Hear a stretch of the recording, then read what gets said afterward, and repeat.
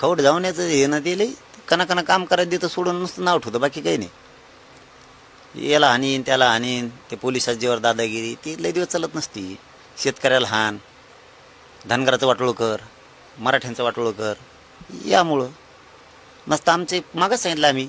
त्यांनी हैदराबादचा JR काढला, त्यावेळी जाहीर सांगितलं विखे पाटलांनी, फडणवीस साहेबांनी दिलं आरक्षण, म्हणजे JR दिला.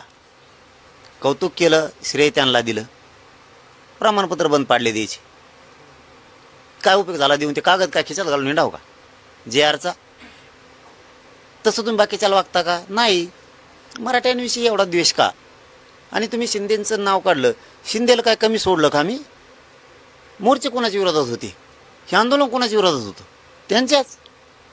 त्यांना ना एक सवय लागली, ती मोडली पाहिजे. त्यांना काय, कोणी कोणाच्या घरी गेलेलं एकमेकाला भेटलेलं खपत नाही. आपल्या बुद्धीचे इतक्या मोठ्या लेवलच्या माणसाने उच्च मन ठेवलं पाहिजे. ती एकमेकाला भेटायला गेली. आता मला कोणी भेटायला लगेच जळणार, तुम्हाला कोणी भेटायला आलं आम्ही जळतो का? ज्याचं त्याचं कर्तृत्व असतं. आम्ही कर्तृत्व आमच्या समाजापुढं सिद्ध करून दाखवलं आहे. जसं ज्वालामुखीत जावं लागतं, जसं जाळात जावं लागतं, शुद्ध होऊन बाहेर यावं लागतं, तशा परीक्षा समाजासमोर आम्ही दिल्यात. म्हणून समाज आम्हाला मानतो, समाज आमच्याकडे येतो, नेते आमच्याकडे येतो. तुम्ही या ना. हे म्हणजे त्यांनाच कोण भेटतात, आम्हाला बोलीचा बळच.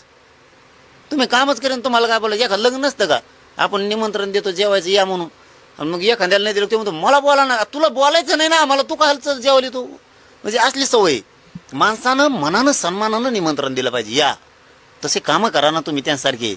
अशा नवनवीन व्हिडिओ पाहण्यासाठी चॅनलला लाईक आणि सबस्क्राईब करा.